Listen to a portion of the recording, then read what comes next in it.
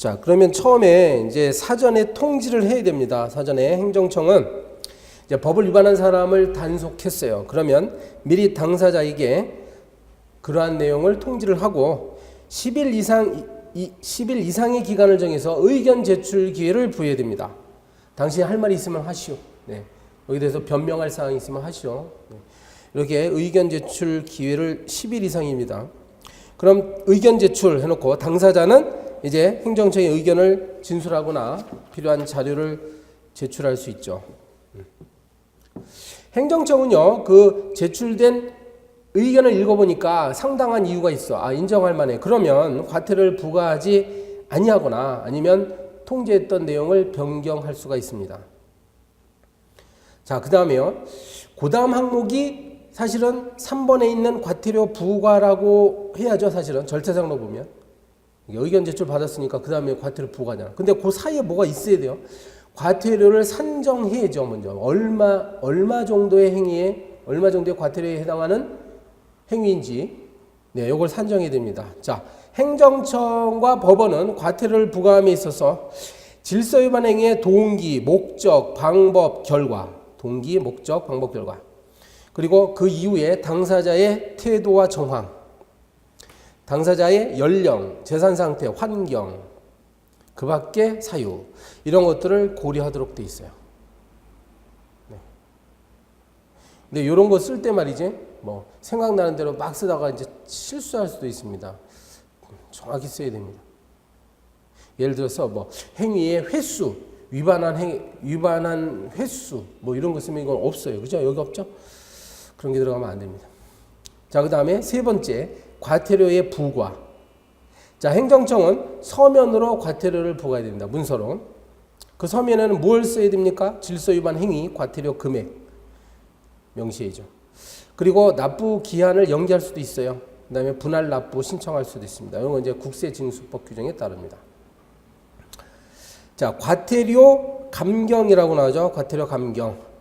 자진 납부하면, 의견 제출 기간 내에 자진 납부하면 100분의 20 범위 내에서 이제 감경할 수 있어요. 깎아주세요. 100분의 20입니다. 그리고 이제 좀 불우한 어떤 사람들이 있어. 특별히 좀 돌봐줘야 될 사람들, 보호받아야 될 사람들이 있습니다. 국민기초생활보장법에 따른 수급사나, 그 다음에 중증장애인들 있죠. 1급에서 상급까지 중증장애인. 한부모 가족에 해당하는 사람들 등등. 국가유공자나. 이런 사람들은 100분의 50까지 감경이 가능합니다. 깎아주세요. 그 위에는 100분의 20이었죠. 자진 납부는 100분의 20. 그 다음에 이 사람들은 100분의 50입니다. 과태료 안 내는 사람들은 어떻게 하냐? 체납하는 사람들 많지. 과거에는 이런 게 없었어요. 과태료에 대한 가상금 제도가 없었기 때문에 과태료 부과되더라도 아주 우습게 보고 막 그냥 미루는 사람들이 태반이었단 말이야. 그러면 안 되죠. 그러니까 이 제도를 몇 년 전에 도입한 겁니다. 그래서 행정청은 납부기한이 경과한 날로부터 100분의 그 체납된 과태료에 대해서 100분의 5에 상당하는 금액을 가상금으로 부과할 수 있어요. 100분의 5. 그런데 체납된 과태료를 납부하지 않을 때요. 처음에는 이제 100분의 5지만 만약에 1개월이 경과하도록 그 납부기한이 또 1개월이나 경과했어. 그러면 이때부터 1개월이 경과할 때마다 1,000분의 12에 상당하는 가상금을 가산하에 징수합니다. 자, 위에는 가상금은 100분의 5예요. 근데 밑에는 중가상금이라고 하는 겁니다. 체납됐다는 사실을 알았단 말이야. 그래서 가상금을 부과했음에도 불구하고 여전히 안 내. 그럼 이제 더 붙이는 거예요. 중가상금을 1개월마다 1000분의 12를 붙입니다. 이걸 중가상금이에요. 그런데 중가상금은 또 무한정 붙일 수는 없고 최장 60개월까지만 붙인다. 이제 60개월을 초과하지 못합니다. 6번을 보니까 과태료 부과의 제척기간. 그 법을 위반한 행위가 종료된 날로부터 5년이지 5년 이내에 과태료를 부과해야 돼요. 그 기간이 지나면 더 이상 과태료 부과할 수 없습니다. 요거 말이죠. 소멸시효라고 하면 안 돼요. 제척기간입니다. 제척기간. 소멸시효는 뭔고 하니 그 법원에서 과태료 재판이 확정됐을 때 국가가 5년 이내에 징수를 해야 된다는 거야. 자, 39번으로 갈까요? 과태료 부과에 대한 이의 제기 나옵니다. 39번.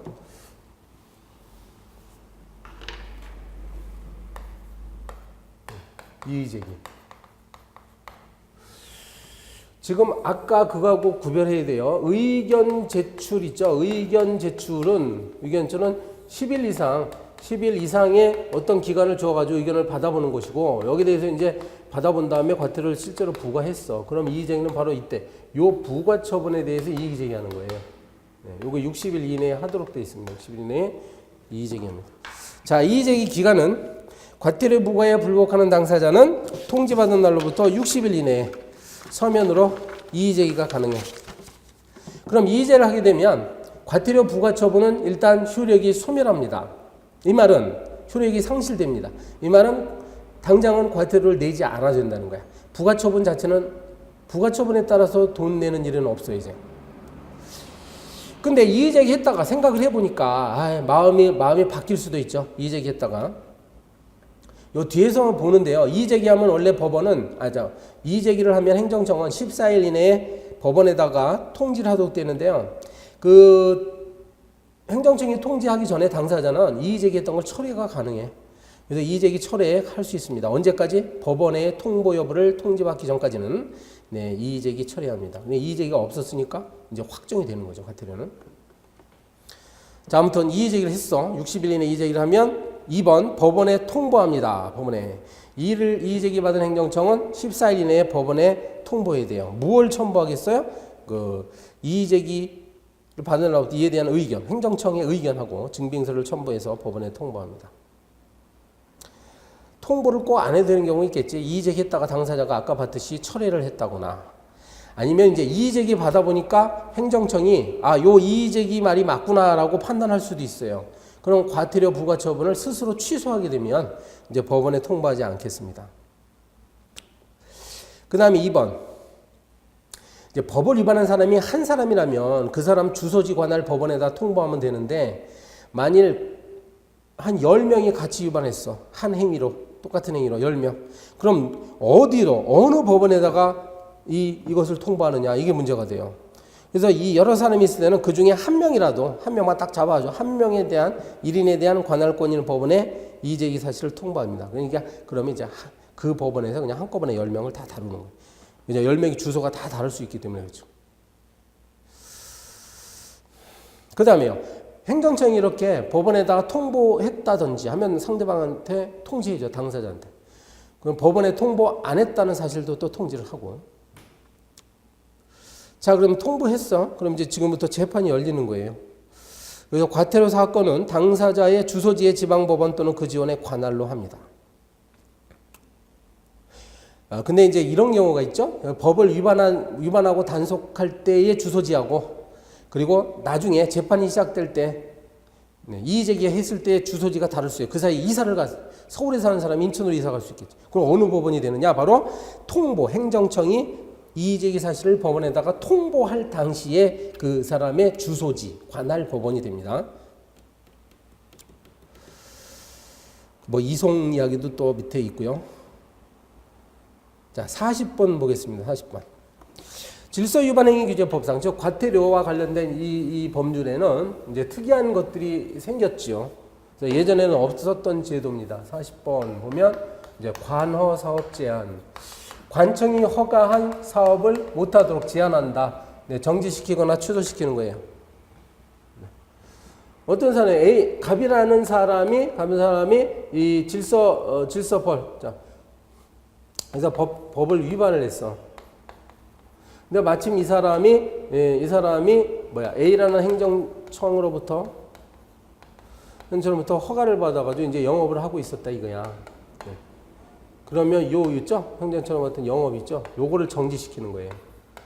요 영업과 요 법은 달라. 그러니까 이건 똑같은 어떤 내용이 아니에요. 그러니까 관련은 없지만 그 영업을 정지시켜버립니다. 이게 관허사업 제한 제도다.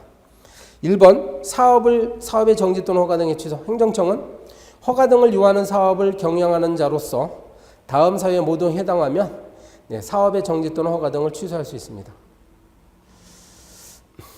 과태료를 3회 이상 체납하고 1년이 또 지나고 500만 원 이상. 이제 과태료를 500만 원 이상 안 내는 정도면 그냥 고액입니다. 그리고 특별한 사유 없이 과태료를 체납하는 경우.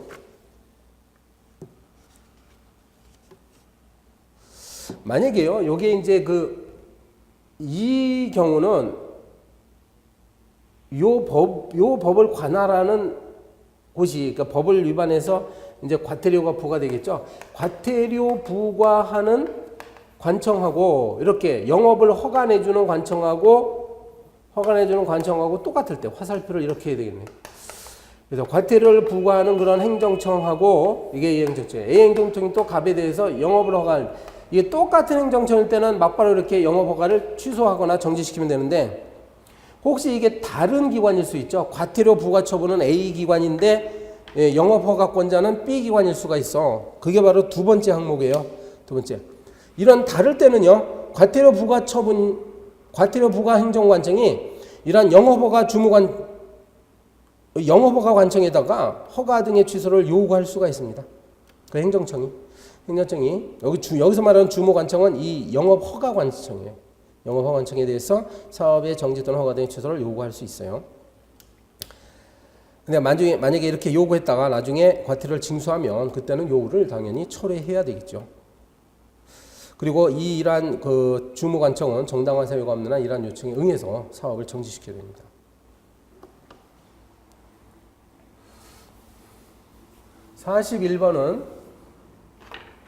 41번은 감치제도가 나옵니다. 유치장에다가 가두는 게 감치예요. 원래는 이제 범죄를 저질렀을 때 구류제도가 있긴 있죠. 구류제도. 그런 식으로 유치장에다 막 가둡니다. 30일 범위 내에서 과태료를 체납한 자에게 과태료 납부가 있을 때까지 법원이 감치 명령을 내립니다. 그럼 집에 못 가고 거기 가두니. 그러니까 거기 석방되기 위해서는 과태료를 낼 수밖에 없도록 하는 거죠. 이때는 3회 이상 체납하고 1년이 지나도록 안 내고, 그리고 1천만 원 이상의 과태료를 내지 않는 자라고 돼 있어요. 정당한 사유 없이 체납하는 경우. 물론 감치 결정이 나면 항고를 할 수 있습니다. 즉시 항고할 수 있어. 불복 절차 밟을 수는 있어요. 동일한 체납 사실로 인해서 재차 감치되지 아니한다. 이른바 일사부재료 원칙이 적용되고. 2번. 지금 절차를 보면 감치 결정 자체는 법원이 하는데 이걸 신청하는 자는 누구냐 하면 행정청이 그 지방검찰청이나 지청의 검사에게 체납자의 감치를 해달라고 신청할 수 있어. 그럼 검사가 법원에다가 청구하는 거예요. 지금 과태료 사건이잖아, 이거. 과태료 업무를 담당하고 있는 것은 행정청이거든. 행정청이 검사에게 감치 좀 해주세요 이렇게 신청을 하면 검사가 법원에다가 감치 결정해달라고, 감치 명령 내달라고 청구를 하게 됩니다. 이런 절차예요. 자, 그 다음에 42번부터는 이제 주민등록법 이야기가 나옵니다. 주민등록법상의 사실조사와 직권조치. 여기에 대한 이의신청 이런 내용이에요. 어떤 사람이 주민등록을 지금 하고 있는데 이게 실제 진실과 같은지 여부를 조사합니다. 그러니까 실제로 살지 않고 있으면서도 어느 주소지에 주민등록이 되어 있는 사람들이 있단 말이야. 그럴 때 어떻게 하느냐 이거죠. 1번 사실조사. 자, 시장군수구청장은 주민등록법의 주무기관이잖아요. 자, 시장군수구청장은 다음에 어느 하나에 해당하면 사실조사할 수 있어요. 규정된 기간 내에 신고를 하지 않았다. 그리고 신고 자체가 부실할 때, 그리고 신고된 내용이 사실과 다르다고 인정할 만한 상당한 이유가 있을 때, 그러면 이제 사실을 조사 들어갑니다. 누가 이제 제3자가 시장군수구청장한테 신고할 수도 있어요. 저 사람 좀 조사해달라. 그러면은 이제 사실조사 들어갑니다. 그래놓고 2번 최고 공고 절차로 가는데, 시장군수구청장이 사실을 조사해보니까 실제와 주민등록상의 내용이 달라 또는 부실하게 신고되어 있다는 사실을 발견했어요. 그러면 제대로 고쳐라, 신고 내용을 제대로 바로잡아라는 내용으로 최고와 공고를 합니다. 왜 최고와 공고를 합니까? 이 사람 지금 어디에 살고 있는지 모르니까. 아니, 주소지만 여기에다가 갖고 있지 사람을 찾을 수가 없어. 그러니까 이제 최고와 공고를 하는 거예요. 공고까지 할 수 있어요. 그리고요, 공고할 때, 최고 또는 공고할 때 이 사실을 밝혀야 돼요. 당신이 한 달 내로도 일정한 기간 내에 제대로 일을 바로잡지 않으면 우리가 직권으로 주민등록을 말소하겠다. 그 다음에 주민등록사항을 정정하겠다. 거주 불명자로 등록을 하겠다. 네, 이런 내용들을 담아가지고 최고나 공고를 하는 겁니다. 자, 그래서 3번. 최고나 공고를 했음에도 불구하고 여전히 제대로 된 사실을 신고하지 않을 때 할 수 없죠. 그때는 이제 나서서 실제로 시장군수장이 말소하는 거예요. 직권으로 말소하거나 정정하거나 거주 불명자 등록을 하거나. 이게 바로 직권 조치입니다. 네, 4번 이의신청. 이렇게 주민등록 정정 말소 통지를 받았죠. 그 상대방이. 그럼 이때 이 사람은 여기에 대해서 30일 이내에 이의신청이라는 걸 해가지고 불복할 수가 있어요. 그러면 시장군수권청장은 이의신청을 받으면 10일 이내에 심사결정해서 신청인에게 알려줘야 됩니다. 그리고 이의신청을 각하 또는 기각하는 경우에는 거기에 대한 불복 절차도 또 알려줘야 돼요. 즉, 뭐 행정심판이나 행정소송을 제기할 수 있습니다. 이런 내용을 알려주도록 되어 있습니다. 다음에 43번. 주민등록표의 열람 교부가, 그죠? 주민등록표 열람 또는 등초본의 교부가 제한되는 경우. 등초본 교부, 교부 제한. 주민등록표의 열람 또는 등초본 교부의 제한. 여러분 일단 등본과 초본의 개념은 세대주까지 전부 모든 가구원이 모두 기록되는 게 등본이죠. 주민등록 등본. 그리고 초본은 나 혼자 나만의 기록만 있는 게 초본이에요. 일단 그렇게 하시고 첫 번째 신청인의 제한. 본인이 또는 세대원이 자기 세대의 또는 본인의 주민등록표는 또는 주민등록 등초본은 얼마든지 발급받을 수 있죠. 내가 나의 등본이나 초본 떼는 건 아무 상관없어. 그런데요, 제3자가 이 등초본을 교부 또는 열람 신청할 때 문제가 됩니다. 그래서요, 제3자는 함부로 할 수 없어요. 신청인은 두 가지 경우만 있어. 첫째로 채권, 채무 관계 등 정당한 이해관계자 있는 자. 즉 채권자가 채무자의 재산을 뭐 강제 집행하려고 하는데 어디에 사는지 모른다. 이럴 때 뭐 판결서 같은 거 또는 뭐 소장, 법원에다가 소송을 제기한다면 소장 같은 걸 갖고 오면 주민센터에서 주소를 알려줍니다. 주민등록 초본 떼어준단 말이야. 두 번째로 그 밖에 공익상 필요한 경우입니다. 이렇게 두 가지 경우밖에 없어. 그 밖에 공익상 필요한. 그리고 이제 특히 채권자가 할지라도 채권자는 초본까지만 발급받을 수 있어요. 거기서 세 번째 줄 나오죠. 주민등록표 초본에 대해서만 발급받는다. 누가? 채권자는. 자, 그 다음에요. 두 번째. 열람 또는 교부의 제한이라고 하는데 설사 채권자라 할지라도 이렇게 되는 거죠. 설사 채권자라 할지라도 첫 번째 개인의 사생활 침해가 우려되거나 공익에 반하는 경우죠. 이럴 때 사생활을 침해할 우려가 공익에 반하면 열람을 하지 못하게 하거나 등초본을 발급하지 아니할 수가 있어요. 자, 그 다음에 두 번째 가정폭력 행위자라고 나오죠. 가정폭력 행위자. 그래서 가정폭력 사건의 피해자는 이제 그 가해자고 대개 이제 뭐 예외도 있지만 대개 이제 뭐 남자가 이제 여자를 가정폭력 휘둘렀어. 그러면은 이제 뭐 접근금지 처분 받아가지고 이제 어디 그 거주지가 바뀔 가능성이 있어. 그럼 피해자는 그 자기의 주소가 바뀌었을 때, 자기의 피해자 주소가 바뀌었을 때 그 자기의 주민등록표가 함부로 그 가정폭력 가해자에게 발급되지 못하도록 이렇게 시장군수구청장한테 신청을 합니다. 저 사람에게는 발급해주지 말아주세요. 이렇게 신청을 합니다. 왜냐하면 주소를 알고 또 쫓아올 수도 있으니까요. 그렇게 되면 그 시장군수구청장은 발급하지 아니할 수 있는 거예요. 가정폭력이자예요. 그 다음에 세 번째 이혼한 자의 직계비속이라고 나오죠. 직계비속. 직계비속은 아들, 딸을 얘기하잖아. 그러면 아들, 딸은 원래 자기 엄마나 아빠가 살고 있는 곳을 알 권리가 있죠. 원래는. 그거 뭐 핏줄로 맺어진 사이인데. 그런데 이제 이혼했을 때 따로 사는 자녀들은 그 원래 생부나 생모의 주소를 알 수는 있지만 생부나 생모가 혹시 재혼했을 가능성이 있거든. 재혼했을 가능성이 있어. 그렇기 때문에 그 재혼한 그 새로운 배우자의 신상 정보가 알려지면 안 되므로 이때는 그 생모나 생부의 초본만 발급받도록 한 겁니다. 이혼 환자의 직계비속은 이때는 주민등록표 초본만을 열람 또는 교부 받을 수 있어요. 자, 44번. 주민등록법상 주민등록증에 따른 확인이죠. 주민등록증으로 확인한다. 여러분 혹시 국가고시 시험장에 들어가면 감독관이 신분을 확인합니다. 그때 뭘 제출해야 됩니까? 바로 주민등록증을 제출하면 됩니다. 물론 주민등록증을 대체할 수 있는 운전면허증을 제출할 수도 있죠. 근데 이제 주민등록증에 따른 확인 이런 걸 얘기하는 거예요. 다음과 같은 경우에는 주민등록증으로 신분을 확인하도록 되어 있어. 뭐 다른 서류를 요구하면 안 돼요. 그러니까 국가고시 공무원 시험 들어가는데 주민등록증 딱 갖고 왔더니 이거 갖고는 안 돼. 뭐 가족관계증명서 떼와 이렇게 요구하면 안 됩니다.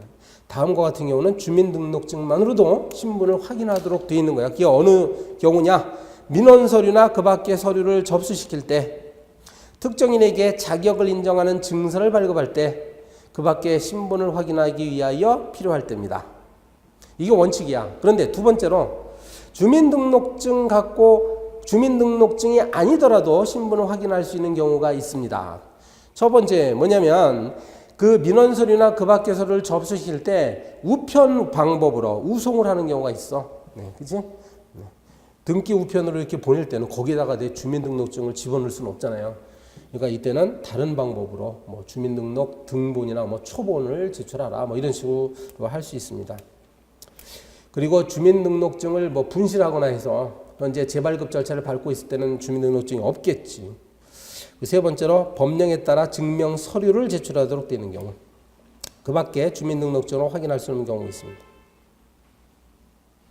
세 번째, 위와 같이 가령 내가 주민센터에 갔는데 서류를 제출합니다. 그럴 때 공무원이 주민등록증 달라고 그러죠. 그러면은 그 공무원은 그때 우리 눈에는 잘 안 보이는데 그 창구 아래에서 이 사람들은 뭘 하냐면 서류에다가 그 고무인을 찍어요. 커다란 도장을 찍고 거기에다가 이제 나의 인적사항을 기재하고 그리고 관계공무원이 서명 날인합니다. 뭐냐면 저 사람의 인적사항을 내가 확인했다라는 거죠. 공무원들이 내가 주민등록증을 보고 확인했습니다. 왜냐하면 주민등록증은 돌려줘야 되기 때문에 다시 본인에게. 자, 4번에 시정 요구라고 나와요. 위와 같이 주민등록증만으로도 신분을 확인해야 되는데 쓸데없이 다른 걸 막 요구한다. 불합리한 어떤 관행을 계속 유지하고 있는 기관이 있을 수 있어. 그럴 때 행정자치부 장관이나 관계부처장은요, 이렇게 법을 위반하는 기관이나 단체 등에 대해서 시정을 요구할 수 있습니다. 자, 45번.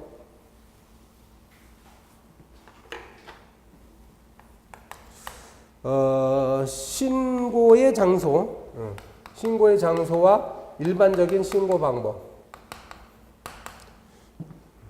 자, 45번부터는 가족관계등록법이네요. 가족관계등록법. 첫 번째로 가령 뭐 출생하거나 사망하거나 이런 거, 혼인하거나 이혼하거나 이럴 때 어디에다가 신고할까요? 그럼 이거는 본인의 등록 기준지. 본인의 등록 기준. 등록 기준지라는 얘기는 예전에 말하면 뭐 호적이 있던 곳, 본적 같은 곳이에요. 대개 고향이 본적이었죠. 아버지의 고향이 본적이었죠. 지금은 등록 기준지라고 표현합니다. 자, 본인의 등록 기준지 또는 신고인의 주소지나 현재지 할 수 있습니다. 본인이 직접 하지 않고 아버지나 어머니가 대신 신고할 수도 있어. 그러면 신고인의 주소지나 현재지 합니다. 다만 외국인도 신고할 수 있죠. 외국인은 재외국민 가족관계 등록사무소. 요게 이제 대법원에 있습니다. 여기다 하면 됩니다. 그 다음에요, 2번에 하면 출생 사망의 동경유신고라고 돼 있죠. 동경유신고. 원래 그 가족관계 등록 사항은 시장군수구청장한테 신고하는 거예요. 자, 근데 여기 예를 들어서 여기 서울이다. 그럼 서울에는 동이 많죠. 인구가 많고 주민센터를 동이라고 하죠. 주민센터가 있는 곳이 동이죠. 동. 그래서 출생 사망 신고는 동에다가 할 수 있어. 원래는 이제 가족관계 등록은 시장군수구청장 하는데 출생 사망은 동에다가 합니다. 그래서 신고의 장소가 본인의 주민등록지 또는 주민등록을 할 지역과 같은 경우에는 동을 거쳐서 합니다. 그러면 동장이 신고서를 수리하고 그다음에 이제 시장한테 신고서를 송부하도록 되어 있다는 얘기예요.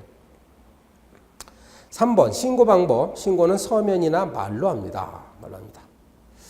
그리고 신고사건 본인이 출석하지 않을 때는 아니할 때는 신고사건 본인의 주민등록증, 운전면허증, 여권 그 밖에 신분증명서를 제시해야 돼요. 대리인 제시해야 됩니다. 인감증명서도 첨부하고.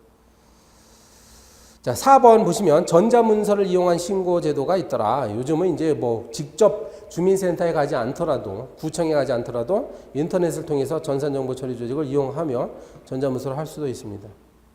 뭐 그런 내용들이에요. 쭉 읽어보시고.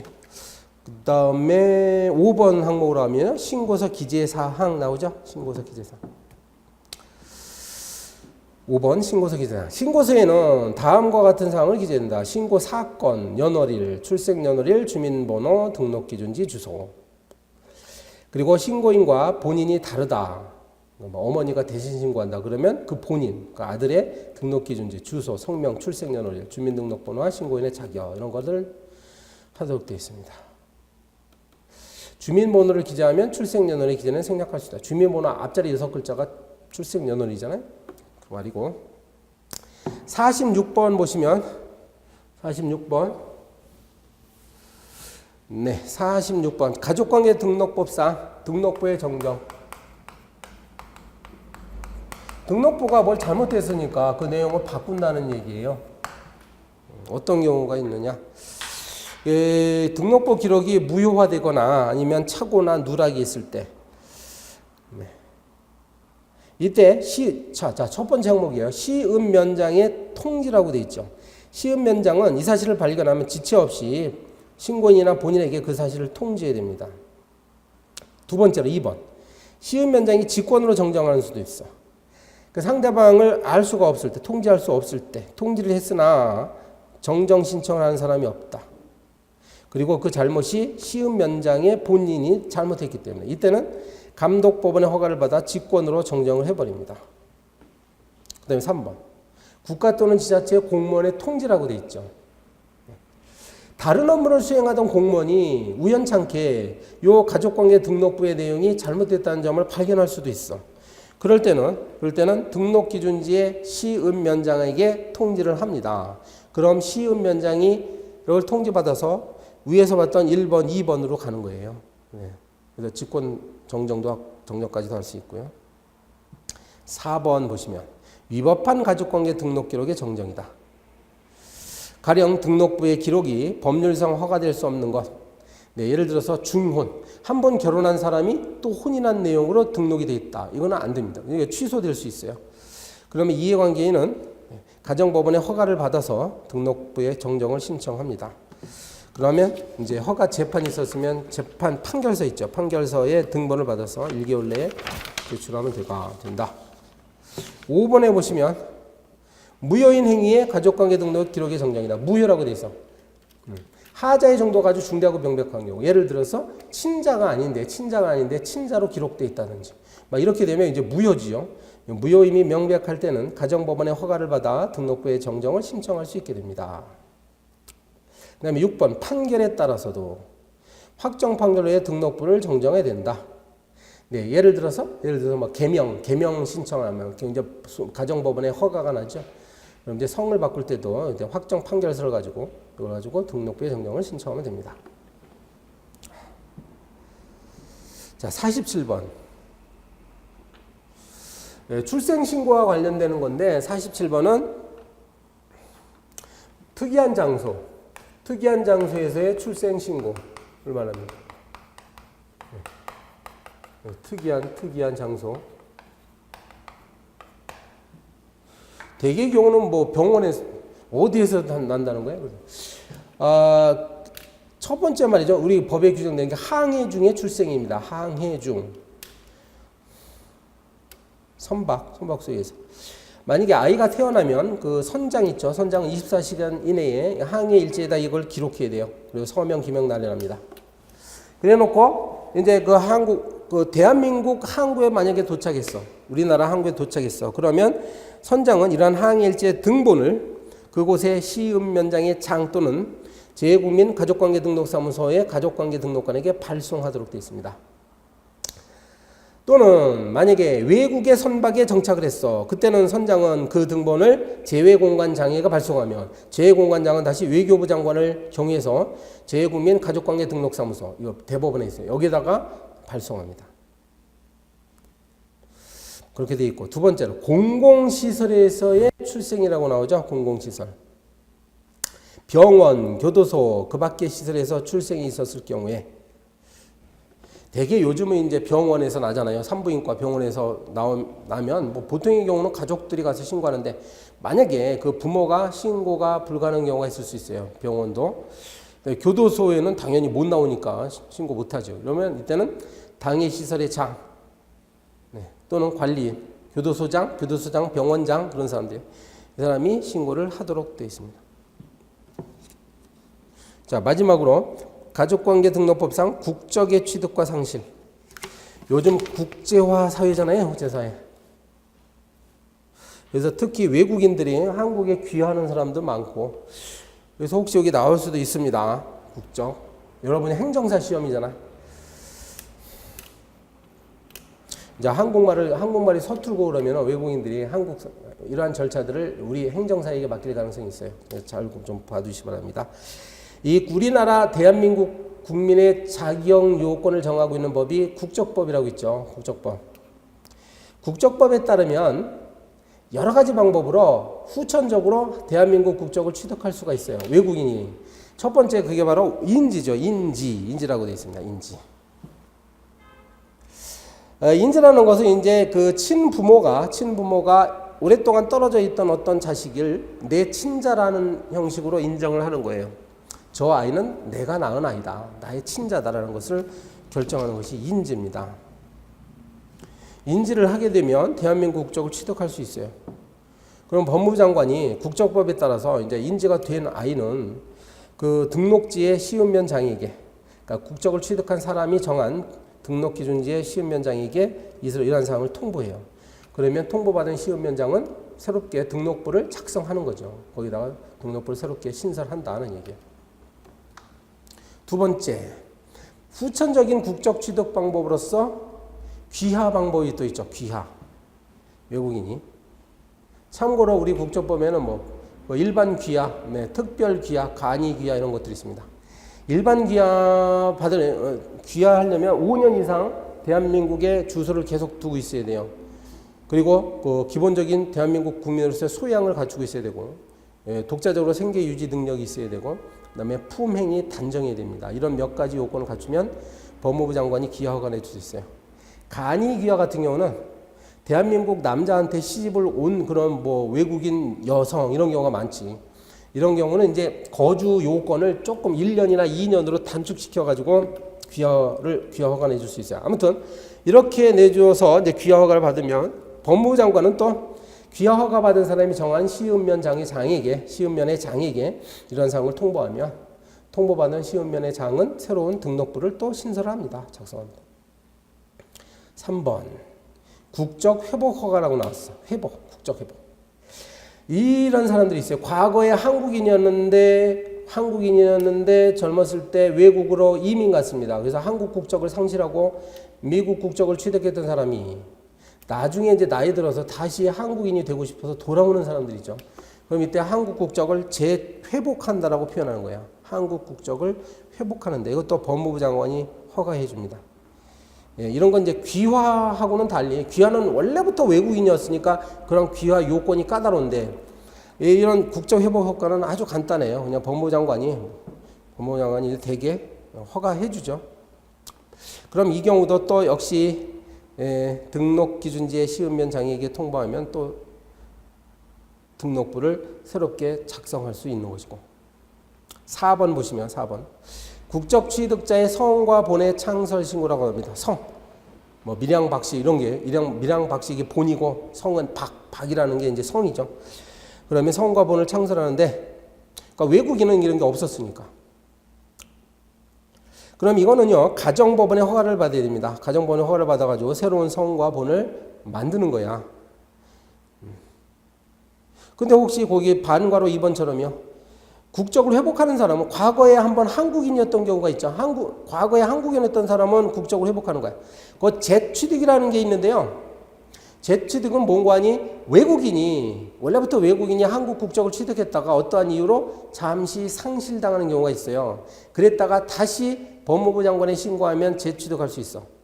어쨌거나 이 두 사람은, 그러니까 국적 회복자나 재취득자는 한 번 한국인이었던 경험이 있죠. 한국인이었던 경험이 있어.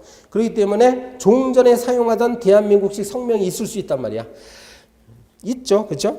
이때는 그 성명으로 신고를 하면 됩니다. 그 신고서에는 종전의 성, 창설한 성본, 허가 연어질 이런 것들을 쓰도록 되어 있고요. 이때 심리를 맡은 가정법원은 경찰관서장에게 이 신청인의 범죄 경력 조회를 요청할 수 있어. 자, 그다음 5번 국적 상실 신고가 나오죠. 우리나라는 이중 국적을 허용하지 않습니다. 그래서 어렸을 때 이중 국적자가 된 자라도요, 22살 전까지는 국적 하나를 선택해야 돼요. 만약 선택하지 않으면 대한민국 국적을 상실당합니다. 이런 식으로 이제 국적 상실이 되는 사람이 있을 수 있어. 그러면 배우자 또는 사촌 이내의 친족이 그 사실을 안 날로부터 1개월 이내에 국적 상실 신고를 합니다. 자, 6번 국적 선택 등의 통보. 조금 전에 얘기했듯이요, 20살 이전에 이중 국적이 된 사람은 22살 되기 전까지 하나의 국적을 선택해야 되고, 20살 이후에 이중 국적자가 되면 그때로부터 2년 이내에 하나의 국적을 선택해야 돼요. 자, 그래서 하나의 국적을 선택한 것이 만약에 대한민국 국적이다 또는 미국 국적일 수 있죠. 이러한 사항들을 가족관계등록부에 반영해야 되거든. 따라서 만약에 대한민국 국적을 선택했다는 신고를 수리했다. 그럼 이것도 역시 시운변장에게 통보를 합니다. 그 다음에 국적 이탈 신고를 수리했을 때는 또 이것도 통보하는 거야. 그래서 그 기록을 남기죠. 더 이상 대한민국 국민이 아니라는 거. 뭐 대한민국 국민으로 판정할 때도 이렇게 되면 판정받은 사람이 만약에 등록되어 있지 않다. 그러면 시운변장은 등록부를 또 새롭게 만든다는 얘기입니다.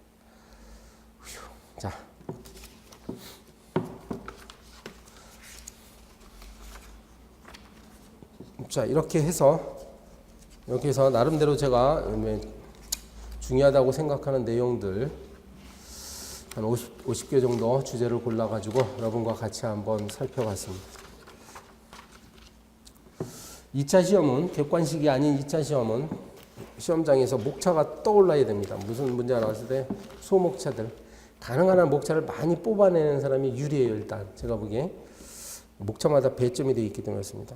목차 부지런히 머릿속에다 담는 그런 준비를 마지막까지 하는 것이 좋을 것 같습니다. 그래놓고 눈을 감고 이렇게 목차 떠올랐을 때 그 내용이 어느 정도 생각이 날 수 있어야 돼요. 그럼 마지막까지 여러분 최선의 준비를 다 해서 금년에 꼭 합격하시기를 바라겠습니다. 네.